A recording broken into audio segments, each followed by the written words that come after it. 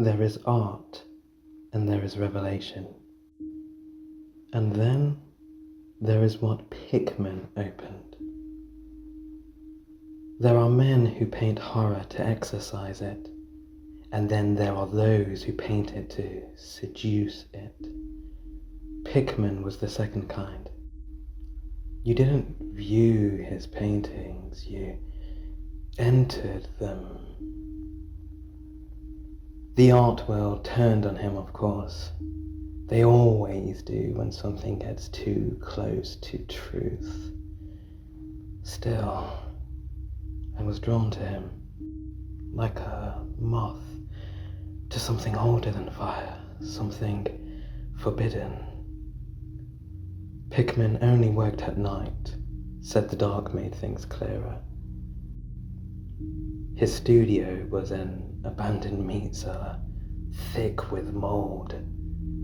He didn't speak much, just handed me a lantern and started walking. The air felt thick in here, and something seemed to pulse behind the bricks.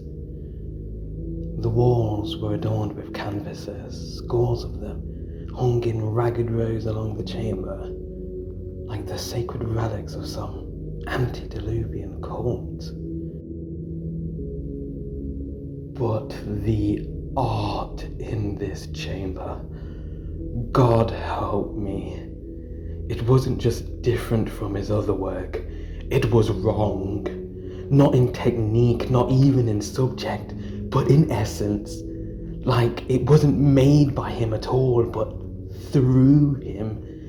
The medium, if such a thing deserves the word, was no canvas I recognized.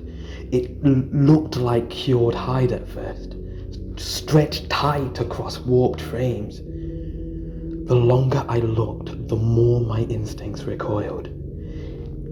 It was against nature, a thing that didn't belong in our world. The skin was drawn tight, oily and slick. Beneath it, thin vein-like structures twisted in patterns that seemed almost intentional. Messages written in anatomy, bruises arranged in deliberate arcs, feathered at the edges like watercolors. And under the flickering light it pulsed faintly, intimate and obscene. It wasn't just mutilation, it was composition. The thought that someone had the foresight to bruise flesh just so to make suffering complement the whole filled me with a terrible awe.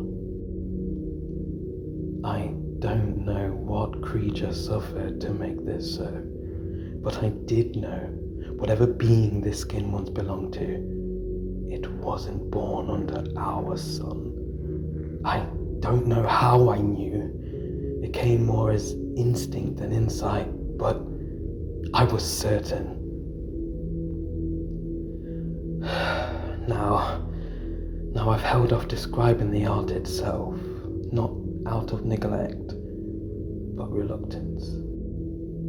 Each piece seemed less painted than summoned. Portals wrought in pigment and pain.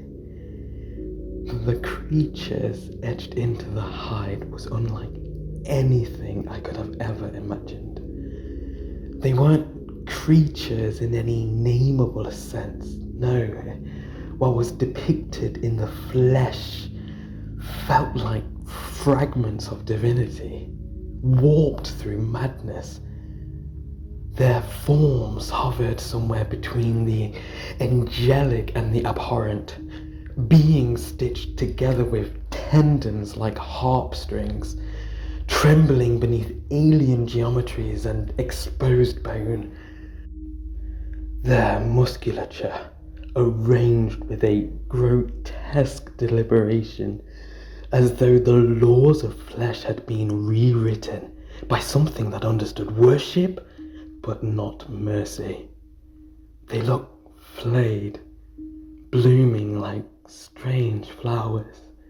stretched into shapes the human body could never survive. They writhed just beneath the surface of the art, extracted from the frayed edges of a mind come undone. I dared not meet their gaze, if they had eyes, for fear of being known too completely by them. To look would be to surrender, consent without a word, some final, irreversible yielding. Hidden behind the folds and spirals of meat masquerading as features, I could feel their gaze. The sensation of being studied beneath the skin, memories picked apart like carrion. No malice, no rage, just an ancient, exquisite curiosity, the kind it reserves for the things it already owns. It was their bodies which anchored me in stunned reverence.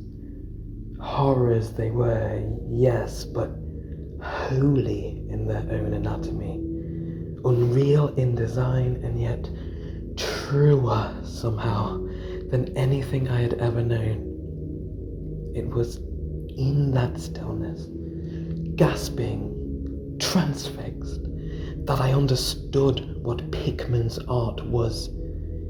It wasn't creation, it was ritual.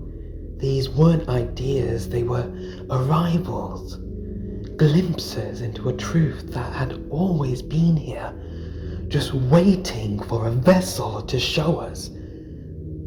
It was as if I had been gifted rare glimpses into the brushstrokes of a God who only paints in pain.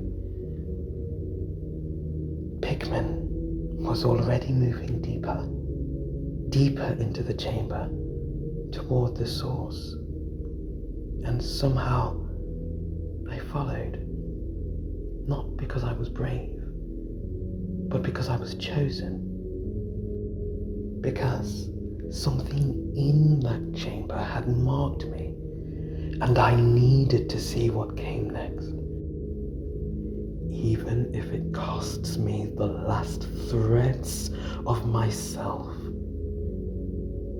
Pickman opened a shaft, no mere tunnel, but a living throat descending into the earth. From the abyss, something replied. Not in sound, it answered with scent, a perfume of ancient blood, the sweetness of rot, ripened, sentient, almost singing. And then they all crawled out. I saw them undulating, twisting in blasphemous rhythms around him. They danced, these things of sinew and memory, worship woven into their very flesh. Something ruptured inside me, a convulsion of ancestral terror, older than language, older than thought. It was not fear as we understand it. It was instinct, deep and sacred, a scream etched into our bones, carved into the genome of man, as though my blood remembered something my brain could not, a vast and nameless truth brushing at the edges of my sanity. Pickman had not discovered them, he was of them. He painted not to reveal, but to summon. The last painting, it wasn't finished. The frame stood open, waiting. He turned to me, his eyes no longer fully human, and said, "Now you see. All true art devours."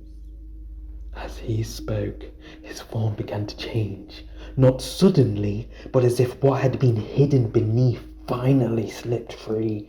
He grew taller, stretched thin and towering, limbs elongating, skin splitting at the seams with light. Fire bled from the cracks in his body, wreathing him in a blaze that did not consume but revealed. Flames danced along his fingers as he reached towards the fresh canvas. With burning hands, he began to etch something into it, each motion searing the image directly into flesh. I couldn't make out what it was, but I didn't need to. I knew. Somehow, beneath the terror and awe, I knew he was painting me. Shapes twisted in the firelight. The room swam and I stumbled back. Pickman's voice echoed through the chamber, distant but clear, not spoken aloud but felt within. Don't run. Stay. Be seen. Be known. But I turned. I ran past the relics, past the pulsing wall, past the watching eyes that never really were eyes. The calls of Pickman and his worshippers followed me, soft, almost loving, but I didn't look back. I couldn't. Somehow, through that fleeing madness, I knew the truth. That burning figure in that final painting was me. I never truly left that cellar that day. My body walks, my voice speaks, but my essence remains in that art, in those strokes on that twisted canvas. If you ever gaze upon Pickman's work, I mean truly gaze, you may find something staring back. Art is not a sanctuary. Art is not safe. Art is a door. And Pickman, he merely had the courage to open it.